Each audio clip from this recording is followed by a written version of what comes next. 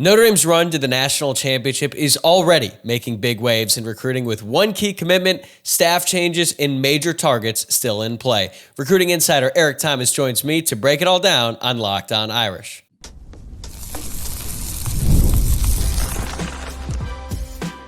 You are Locked On Irish, your daily podcast on the Notre Dame Fighting Irish. Part of the Locked On Podcast Network, your team every day. What is up, and welcome into Locked On Irish, your daily Notre Dame podcast. I'm your host, Tyler Wojciak. I graduated from Notre Dame in 2018, and now I'm a producer at Fox Sports. And today is Wednesday, February 5th, and thanks for making this your first listen of the day. Please remember to hit that subscribe button on YouTube or your preferred podcast platform if you have not done so already. Today's episode is brought to you by Gametime. Download the Gametime app, create an account, and use code LOCKEDONCollege for $20 off your first purchase. Let's talk recruiting. Now that the offseason is in full swing, there is going to be a much bigger emphasis on recruiting over the next several months. And to help set the stage, I'm going to be joined by recruiting insider Eric Thomas from Irish Illustrated. Eric and I start with how Notre Dame's run to the national championship is impacting recruiting. Then we'll break down Tyler Merrill's commitment, discuss the staff shakeups with Chad Bowden at the door and James Blanchard as his potential successor. And we'll wrap things up with the top targets in the class of 2026. Enjoy. Eric Thomas from Irish Illustrated is back on the show for the first time in a long time. So first off, welcome back. A lot has happened since the last time we spoke, including Notre Dame's magical run to the national championship. And that's really where I want to start today. How has that impacted their recruiting efforts? And have you seen a noticeable shift in how prospects view the program? Yeah, absolutely.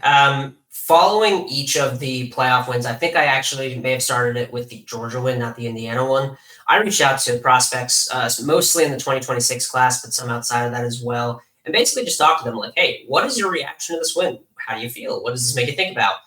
And it was really interesting kind of tracking that over time, because when they beat Georgia, I would say 40 to 50% of respondents came back to me and were like, you know what? I expected this. This is what was supposed to happen. They're the better team. Like, this is the Notre Dame team we saw all year. This is what I expected. Good job, guys. And I mean, for Notre Dame fans, I think that's almost weird to hear. It's like, wait, you expected this to beat Georgia? But that was the reaction from recruits. Penn State is where that sort of confirmation of belief turned into like, oh, you're proving something. We're really seeing kind of the vision of what Freeman is selling to us, what our coaches are selling to us from Notre Dame. It's really interesting. Like, after the Penn State game, people were talking about how this was a statement win. They were talking about how it was validation for everything they had heard from Marcus Freeman in their recruiting process. They thought it was really a proof of concept for the overall build that they had been sold on for a lot of these kids. And you look at some of the guys who I got responses from, like that range from, Braden Robinson, who just said his official visit to Notre Dame, just visited. He is someone who was keenly watching that run, and in particular was super impressed by fellow Texan wide receiver Jaden Greathouse and the way he broke out in the back end of that. You look at some of the younger players like Jonas Walton out of Georgia.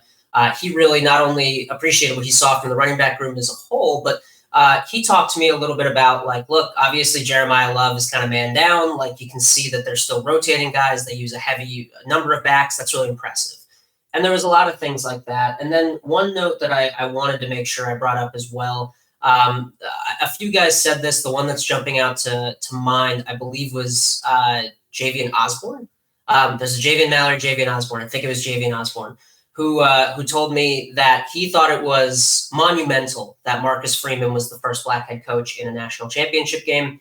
That meant a lot to him. It meant a lot to a number of other recruits. And I think for young people, especially young people of color, it's really important for them to kind of have that role model and to build off of that. You can tell that made a significant impact for some of these young guys. And it all just adds up to credibility, right? At the end of the day, that's all it is.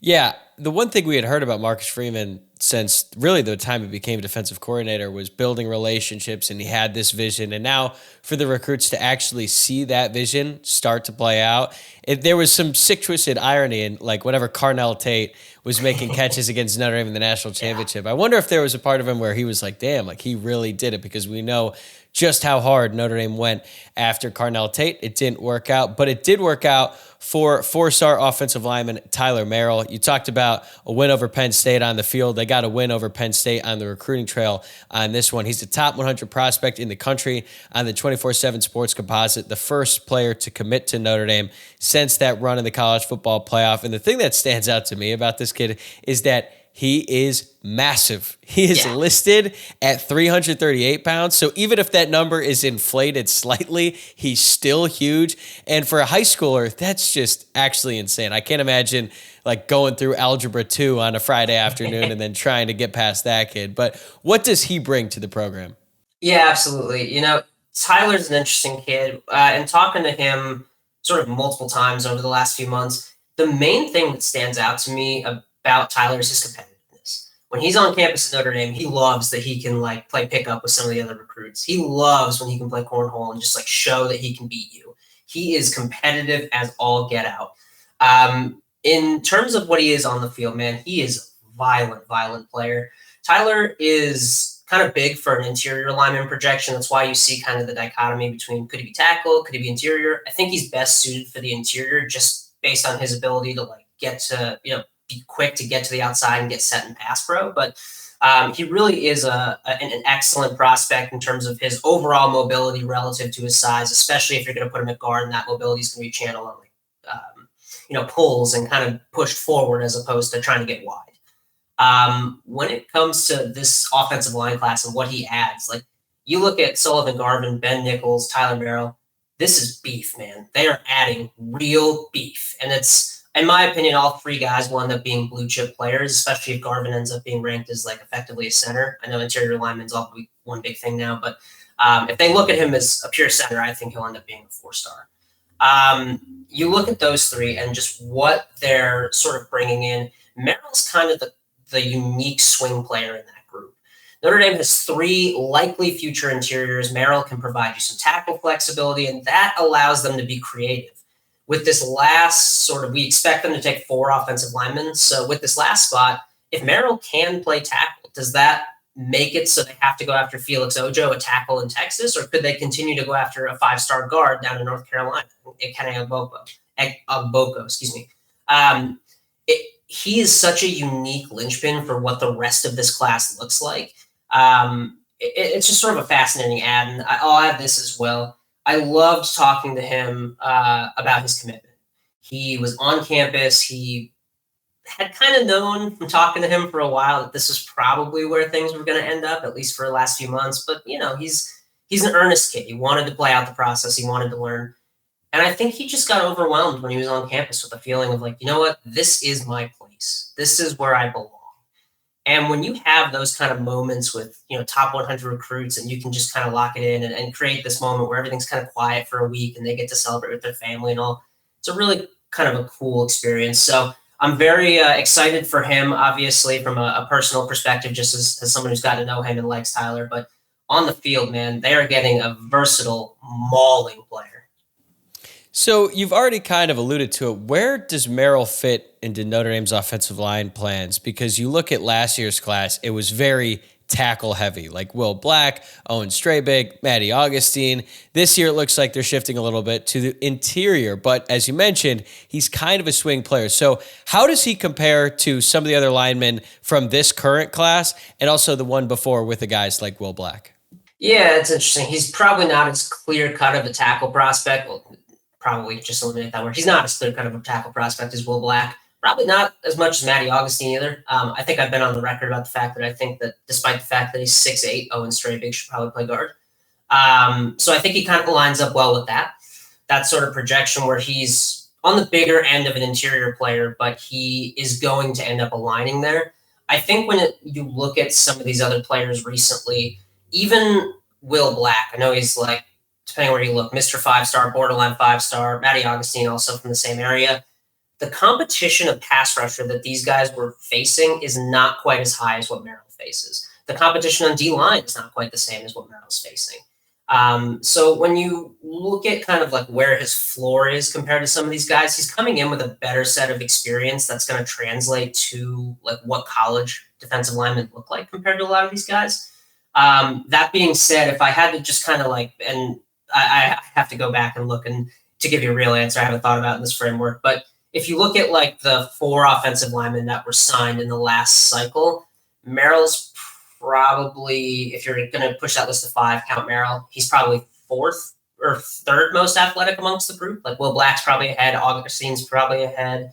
But he's probably ahead of Heron, and he's, I think, pretty significantly ahead of Strayvig. Eric will be right back here with me in a second to break down how Notre Dame will move forward without Chad Bowden and what James Blanchard could bring to the table if he ends up becoming the next general manager. But first, a word from Gametime. Looking for tickets to your next big event, whether it's a concert, a comedy show, or a sports game, finding the right ticket at the right price can be a headache. But with Gametime Picks, it's never been easier. Let me tell you how it works. With Gametime Picks, the app does all the hard work for you. It curates the best deals, so you don't have to waste time searching through endless ticket listings. I've been using Gametime Picks for a while now, and here's why I love it. The curated deals make it super simple to find great tickets at a great price. No more sifting through thousands of options. I recently grabbed a super deal for a prime seat, and I could not believe the value. It was a steal. The seat view feature is a game changer. Before I even hit buy, I can see exactly what my seat will look like in the venue. It is so reassuring. And the best part, you are covered with Gametime's lowest price guarantee. If you find a better deal somewhere else, they will refund 110% of the difference. Plus, your tickets are guaranteed to be delivered on time with easy cancellation options if something comes up. Ready to make your next event even better? Download the Gametime app, create an account, and use code LOCKEDONCollege for $20 off your first purchase. Terms apply. Again, that's code LOCKEDONCollege for $20 off. Download Gametime today. Last minute tickets, lowest price, guaranteed. You wrote a great article on Irish Illustrated about James Blanchard, the current Texas Tech GM, hopefully future Notre Dame GM, because at the time of this recording, his hiring has not yet been made official, but we all assume he is going to be Notre Dame's next GM, assuming he is the guy. What changes do you expect in Notre Dame's recruiting strategy? Yeah, visually, I think you might see some of the gimmicky stuff that lights our board on fire every time. Might see some of that get rolled back. I think, Texas Tech and other schools obviously have elements of that, but there's always different flavor. There's always different personality that goes into what is that sort of showing yourself, like your personality side look like. I think we'll probably see some changes there. Yeah, so James Blanchard's not going to be running around in a leprechaun costume on campus?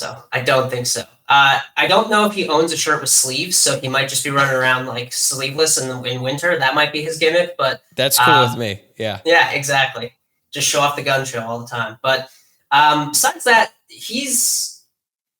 I think there's been some odd narratives around all this lately. So like Chad Bowden, when he left, he's definitely more of like an emotional recruiter, right? He's someone who gets involved. He gets really close with the guys. He creates connections. And through his leveraging of relationship building, he's able to establish himself as a recruiter.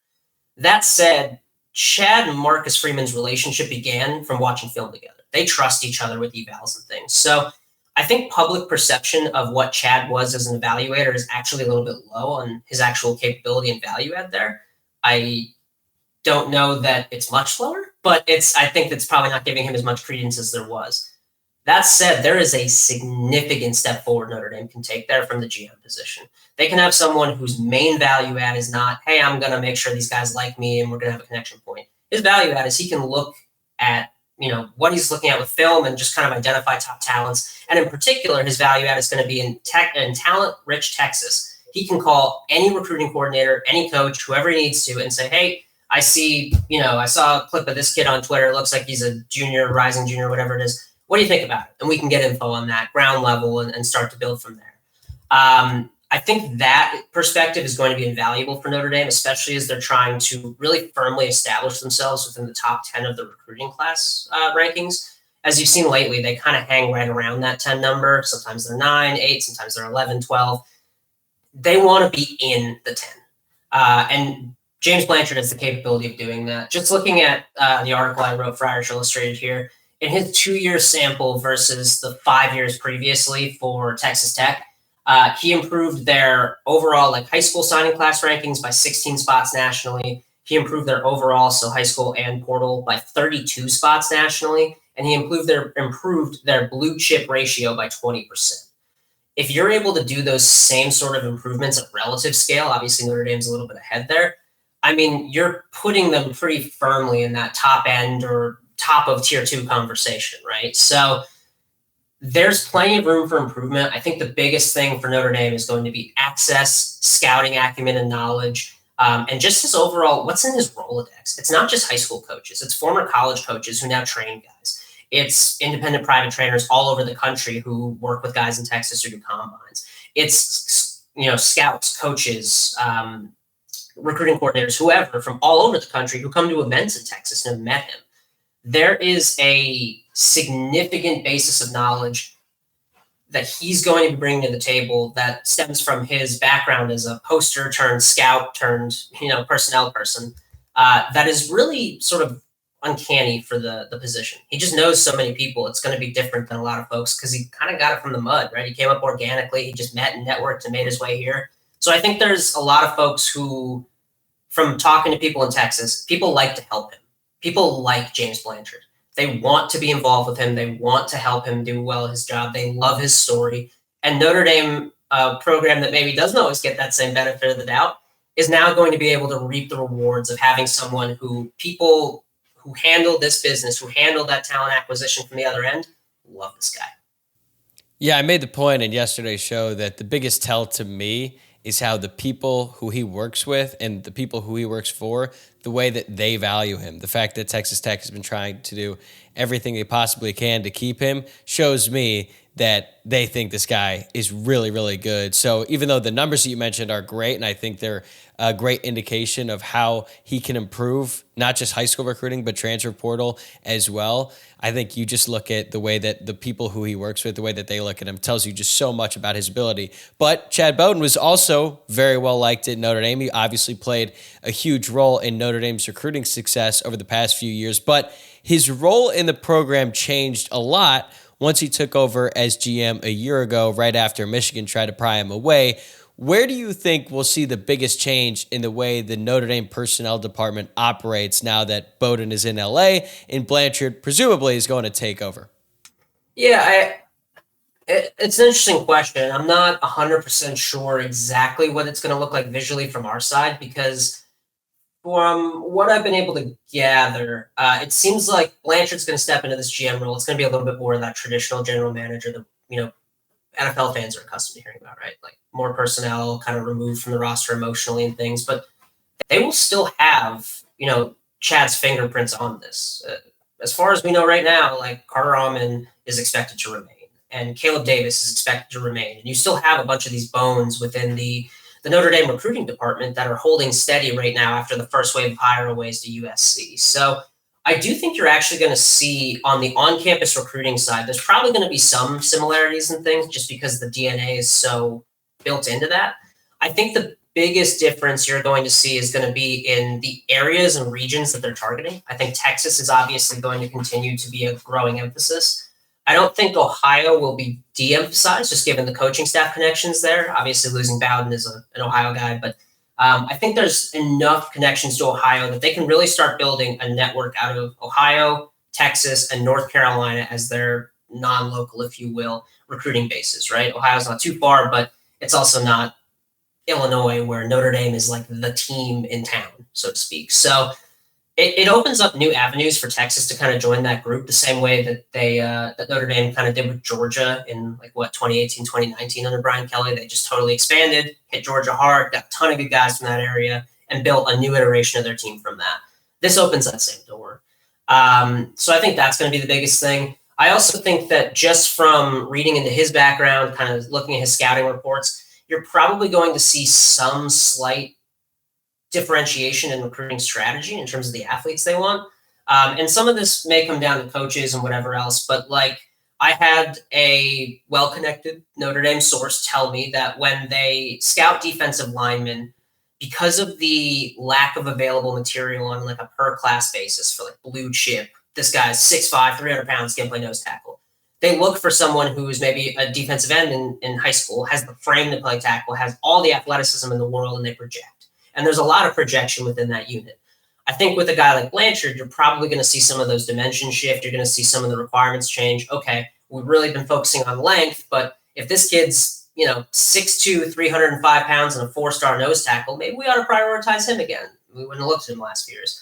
You'll probably see a little bit more of that, and you'll probably see quite a bit of benefit of the doubt given to Southern prospects that previously Notre Dame maybe had been in on, but they weren't seriously. I don't know. I think you'll probably see Notre Dame giving a little bit more of a chase with some of these guys, especially in like Texas, Louisiana, Oklahoma, that area. Notre Dame has had one of the best defenses in college football the last 2 years under Al Golden, but now he is with the Bengals and Chris Ash has been brought in to replace him. Do you think this transition will lead to significant change one way or the other in how Notre Dame recruits on the defensive side of the ball? It's interesting. Probably, because when you look at what Al Golden's role was in recruiting, he wasn't necessarily always at the lead point of contact. Guys liked him. They got along with him, and they met with him and did everything. And he did a wonderful job of, as I think Tim Priester put it on a recent episode of Irish Illustrated Insider, like he humbled himself to be in that role and embraced every bit of that. I think for Chris Ash coming in, it's going to be a little bit different. Obviously, he's the defensive coordinator, but co-DC with Mike Mickens is the expectation, and there's a little bit of a difference there. So I do think that it'll probably change things a little bit on the recruiting side. For one, because he's a defensive backs coach, we will now have probably more of like a split focus on DBs from Notre Dame, where like Mickens takes, maybe corners or safeties, and you have Ash take the other. You're going to have some differentiation there that previously didn't exist. Sorry about the cat. On the other side of things, with Max Bulla kind of being the sole linebacker coach now, as opposed to having Al Golden there, you're probably going to see a lot more assistant support and support from guys like Carter Almond to help him. So really it's going to be about, I think, rotations just to cover the gaps in the staff more than anything. But in terms of being like a primary point of contact, I still think that'll filter through primarily assistant coaches and primarily recruiting staffers, because at the end of the day, I don't think Notre Dame needs its offensive coordinator or its defensive coordinator to be like the guy at the, leading the charge of the recruitment when they have Marcus Freeman. They can have Marcus Freeman, the position coach, and then the defensive coordinator kind of as your third guy in that group.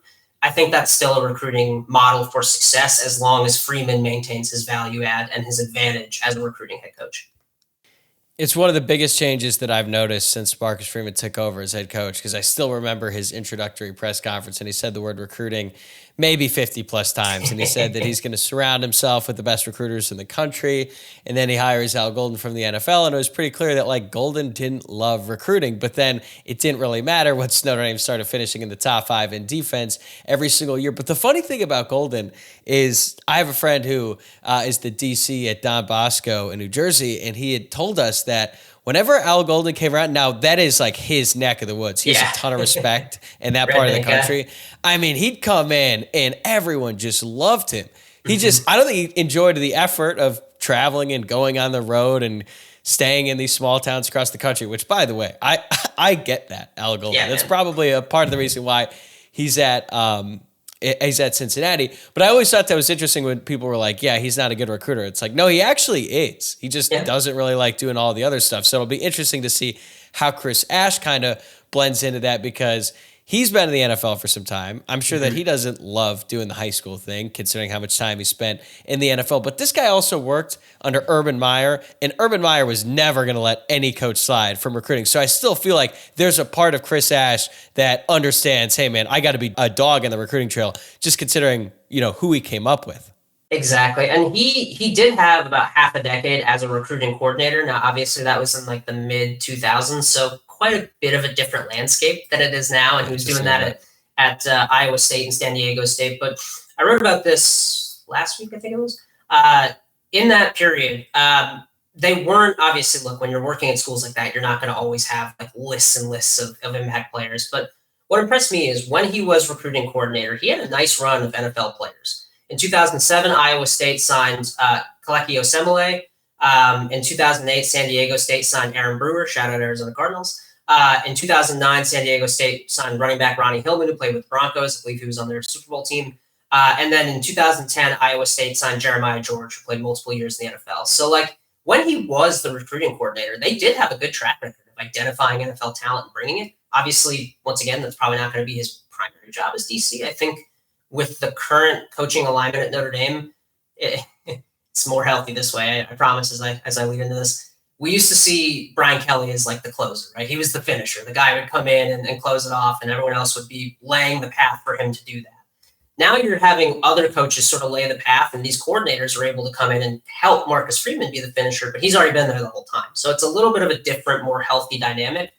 I think with Chris Ash, if he's able to operate within that role and he can embrace this opportunity at Notre Dame the same way that Al Golden did and come in with that same embracing of like, what is the Notre Dame student athlete? Who are these guys that I'm taking in? I think he could be quite successful as an asset to the recruiting department. He just doesn't strike me as a guy who should be a main fixture of it. And I think Notre Dame's very okay with that.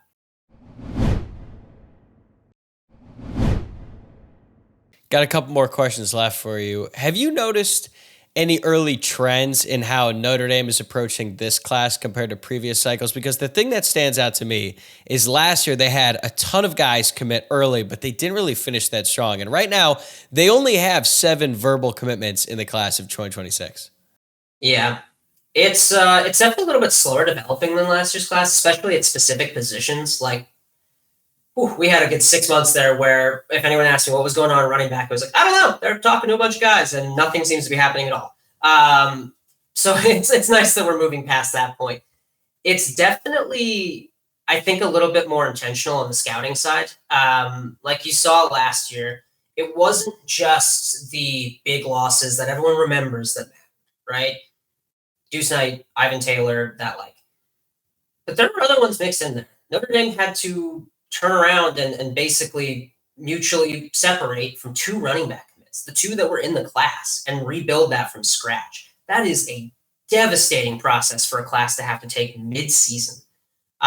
You look at, they lost a tight end, Nate Roberts, early in the class, and they did want to make that a 2 tight end class. It took them forever to readjust their board to find who they wanted to put as that number 2 tight end. And by the time they got there, they weren't able to get Andrew Lesh in school. They weren't able to make a significant move for Tiandre Waverly, which was by choice, as far as I know. So it just sort of fell apart in front of them. So there was a couple things where the early buildings seemed to put them on the right track. And then in hindsight, it's like, well, we actually may have kind of put up an obstacle for ourselves there inadvertently. I think with this class, there is a very big intentionality on cutting down on the decommitments. Notre Dame knows they'll happen. They'll know they're going to process guys at times, just like every school does. They know these things will happen.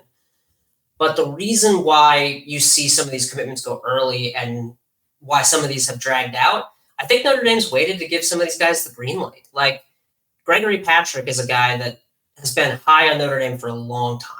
He probably is going to be making a decision sometime after the official visit wave this summer. When I talked to him, I'll just be transparent. When I talked to him over the course of the season, he didn't say this to me, but I've talked to recruits for years now. He was like, Notre Dame was his number 1 choice, 100%. He was talking about Notre Dame as if his goal was to get there, and he didn't have a green light, and he was waiting to see who else committed. He talked to me about that for like that in that tone for months. It's changed a little bit. I think other schools are legitimately capturing his interest the same as Notre Dame at this point. So they have a fight there, but I think Notre Dame is taking a little longer to give the green light and make sure like these are our guys. If they come, they're going to stick. And we're not going to have to worry about the will they, won't they, oh, is he actually at Auburn? Like all that stuff they dealt with last class. I think they're trying to just cut as much of that out as possible. The other side of that for this class, why it's a little bit slower developing, is I think there's a few coaches who last cycle had to reevaluate kind of what I was saying, just entirely how they were scouting. I don't think Dylan McCullough is happy with the way the running back class turned out, even if he likes Nolan James. I don't think Mike Brown is happy with how his rebuilding effort for the Notre Dame receiver class came, even if he was in about a 6-foot hole from the moment he took the job. So I think there's some strategic things they're probably working out with, like, where do we target? Where can we leverage our network? And that stuff just takes time, especially when you have a new offensive coordinator coming in. You obviously have a new defensive coordinator this year. Mike Denbrock's in his 2nd year at Notre Dame now. I just think there's a lot of transition with this class that is going to require Notre Dame to iron out what their process looks like moving forward. And that's kind of where you're seeing some of this stuff. But let me tell you, man, some of the kids that are in on this class, they don't have as many kids committed, but the high point of what's available to them, I would say, is head and shoulders above the previous class as well. So they're well positioned, but they have a lot more to prove. With that in mind, who are some of the key 2026 targets that Notre Dame is really going after right now? Yeah, let's do it. So I mentioned a couple of them at the top. Starting at running back, Jonas Walton from down in Carrollton, Georgia. He was just at Notre Dame for junior day. He's not the biggest dude. I think he's listed 5'9". He might not even be 5'9". He's like 5'9", 200. He is just a bowling ball. He is super fast. His balance through contact is excellent. He has emerged as probably the top target at running back this cycle, just amongst the blue chip guys that they're most likely to be able to pull. I would say that Walton has kind of emerged as that guy. Javian Mallory is another big name to know there. Desepin Walker is another name. And there's a few other guys mixed in there, but those are the ones who are kind of most giving Notre Dame credence at this point, I would say. At the wide receiver position, you could actually say this guy goes at safety too. Jet Washington's a name to know. Hasn't been to campus yet. He is a top 20 player on 247 Sports, number 16, at both safety or wide receiver. Really take your pick. He's an athlete. Comes from Bishop Gorman, so obviously some recent hurt feelings there. But he's an excellent player who has a keen interest in Notre Dame. They just have not been able to get him on campus. But they just visited him out in Nevada. I talk to him. I check in every couple of weeks. He maintains he is working on getting a visit, if not visits, to Notre Dame settled. Obviously, official visit kind of, if he's a top target, it goes without saying, but it sounds like he's trying to visit for the spring as well. Besides that, Notre Dame legacy, Trent Mosley at wide receiver, one of the best wide receivers in the class, one of the best players in the class. He's ranked number 90 by 247 Sports. I think his ranking actually dropped after last year, which usually makes people nervous, but he was hurt.